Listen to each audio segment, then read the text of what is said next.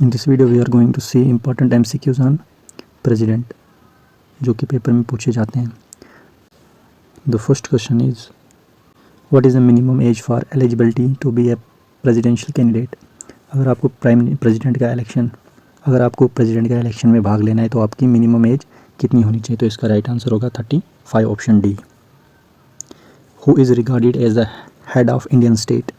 तो इंडिया में जितने भी स्टेट्स है उसका जो हेड होता है वो होता है प्रेसिडेंट, ऑप्शन बी.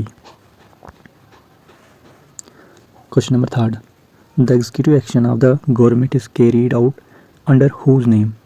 तो इंडिया में जितने भी आपके गवर्नमेंट के एक्शंस होते हैं या एग्जीक्यूटिव एक्शंस होते हैं वो सभी प्रेसिडेंट के नाम पे होते हैं, लेकिन उनको प्राइम मिनिस्टर करता है, बट वो प्रेसिडेंट के नाम पर होते हैं. Question number 4, who among the following is not directly participating in the election of president? इनमें से कौन सा है जो कि डायरेक्टली इलेक्शन में प्रेसिडेंट या इलेक्शन में पार्टिसिपेट नहीं करते हैं? Option A, the elected member of Lok Sabha and Rajya Sabha. तो जो इलेक्टेड मेंबर लोकसभा और राज्यसभा के हैं वो इलेक्शन में पार्टिसिपेट करते हैं. The elected member of legislative assembly of the state, जितने भी आपके लेजिस्लेटिव असेंबलीज हैं वो भी पार्टिसिपेट करते हैं इलेक्शन में. The elected member of legislative assemblies of the union territory of Delhi and Puducherry, तो ये भी क्या करते हैं, ये पार्टिसिपेट करते हैं, लेकिन आपका जो ऑप्शन डी आएगा. बोथ इलेक्टेड और जो नॉमिनेटेड मेंबर्स होते हैं स्टेट लेजिस्लेटिव काउंसिल के, ये इलेक्शन में भाग नहीं लेते हैं, बल्कि ये जब प्रेसिडेंट का इम्पीचमेंट होता है ना, इम्पीचमेंट में ये क्या करते हैं, पार्टिसिपेट करते हैं. आर्टिकल 61. उसके बाद question number 5, which is the official term of the president office? जो प्रेसिडेंट होता है वो कितने साल तक अपने ऑफिस में बैठ सकता है? तो प्रेसिडेंट का जो टर्म होता है वो होता है 5 साल के लिए.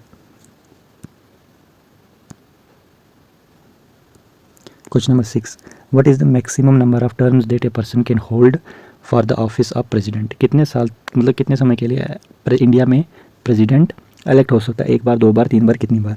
तो इंडिया में इसकी कोई लिमिट नहीं है. 1 बार भी हो सकता है, 2 बार भी, 3 बार भी, 4 बार भी, कितनी बार भी वो आकर इलेक्ट हो सकता है. अमेरिका की बात करें तो वहाँ पर प्रेसिडेंट सिर्फ 2 बार इलेक्ट हो सकता है. इंडिया की बात करें तो इंडिया में जवाहरलाल नेहरू जो है वो 2 बार लगातार जैसे बने थे, तो इंडिया में इसकी कोई लिमिट नहीं है. Question number 7, who has the power to declare an area as a scheduled area? India में किसी भी एरिया को शेड्यूल्ड एरिया कौन घोषित कर सकता है? तो आपके प्रेसिडेंट डिक्लेयर कर सकते हैं किसी भी एरिया को scheduled area. Question number 8, what is true about the money bill? Money bills के लिए इनमें से कौन सा ऑप्शन सही है? They must be introduce on prior recommendation of the president, option B. They can originate in both the houses of parliament, option C. Both A and B neither. तो इनमें से जो है option first is right. Option second की बात करें तो बोलता है कि जो मनी बिल्स होते हैं वो दोनों हाउसेज में होते नहीं. मनी बिल को हम सिर्फ लोकसभा में ही इंट्रोड्यूस कर सकते हैं, राज्यसभा में नहीं कर सकते हैं. तो ऑप्शन ए इज़ करेक्ट.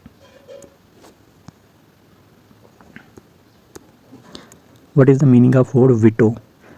विटो का मीनिंग क्या होता है? आपको पता है कि हमारा जो प्रेसिडेंट है उनके पास 3 विटो पावर्स होती हैं, ठीक है.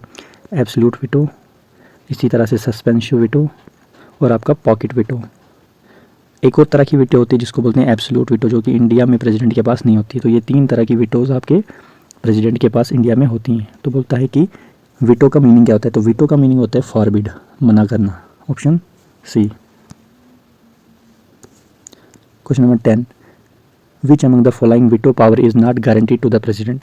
तो हमारे इंडिया में जो है वो आपका क्वालिफाइड विटो इंडिया में प्रेसिडेंट को नहीं दिया जाता है.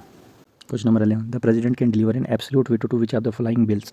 इनमें से कौन सा ऐसा ऑप्शन है, कौन सा ऐसा बिल है जहाँ पर प्रेसिडेंट अपना एब्सोल्यूट विटो का इस्तेमाल कर सकता है? तो इसका जो राइट ऑप्शन होगा ए. कॉन्स्टिट्यूशन अमेंडमेंट बिल्स पर वो एब्सोल्यूट विटो नहीं लगा सकता है. प्राइवेट मेंबर बिल्स जो होते हैं उनके ऊपर वो एब्सोल्यूट विटो लगा सकता है. Question number 12, which article of the constitution empower the president to promulgate ordinance? इनमें से कौन सा आर्टिकल है जब वो ऑर्डिनेंस का इस्तेमाल कर सकता है? तो आर्टिकल 123 जो होता है वो प्रेसिडेंट के ऑर्डिनेंस के रिलेट करता है. Question number 13, who address the parliament after the commencement of first session after each general election? जब भी देश में जनरल इलेक्शंस होते हैं। जनरल इलेक्शन का मतलब हो गया लोकसभा के इलेक्शंस, जब आपका प्राइम मिनिस्टर इलेक्ट होता है।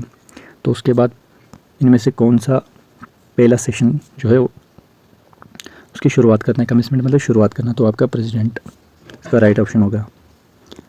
Question number 14, on whose behalf are the international treaties conducted. तो प्रेसिडेंट के बिहाफ पर सारी इंटरनेशनल ट्रीटीज़ कंडक्ट की जाती है, और यहाँ पर इंडिया में देखा जाए तो प्राइम मिनिस्टर सारे काम करता है। Question number 15, who is the only president to have been elected for 2 consecutive terms. तो ऊपर जैसे मैंने आपको बताया था कि डॉक्टर राजेंद्र प्रसाद जो थे वो 2 बार लगातार प्रेसिडेंट के इलेक्शन में जीते थे। तो राइट ऑप्शन होगा B. Which among the following president died during his term at the office. इनमें से कौन सा प्राइम प्रेसिडेंट है जो कि अपने ऑफिस में मतलब अपने कार्यकाल में जब वो थे तो उनकी मृत्यु हुई थी। तो इसका ऑप्शन होगा doctor Zakir Hussain.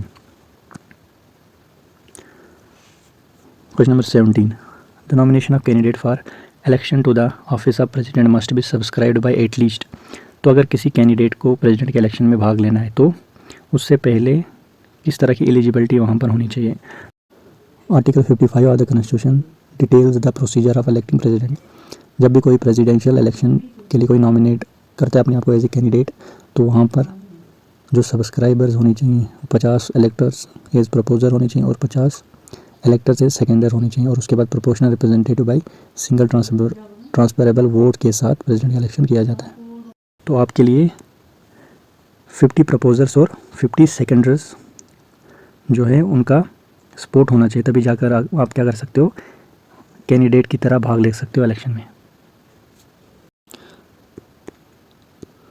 Question number 18, by which amendment bill is president's assent to constitution amendment bill made obligatory. इनमें से कौन सा ऐसा कॉन्स्टिट्यूशन अमेंडमेंट एक्ट लाया गया था जिससे प्रेसिडेंट का असेंट ऑब्लिगेटरी कर दिया था जब भी कोई कॉन्स्टिट्यूशनल अमेंडमेंट करना होगा तो इसका ऑप्शन जो होगा वो होगा 24 कॉन्स्टिट्यूशन अमेंडमेंट एक्ट 1971। और इसमें आपको एक बात याद रखनी है कि इस समय पर आपकी जो इंदिरा गांधी थी, कांग्रेस गवर्नमेंट थी, वो प्राइम मिनिस्टर थी। Question number 19, who appoints the chief of army navy and air force. तो आपको पता होगा कि प्रेसिडेंट इनको अपॉइंट करता है, और इनका हेड भी कौन होता है, डिफेंस का जो हेड होता है वो आपका प्रेसिडेंट होगा इंडिया की बात करें तो। Question number 20, who can appoint a commission to investigate into the condition of ST SCs OBCs। तो यहाँ पर इसका राइट ऑप्शन होगा प्रेसिडेंट।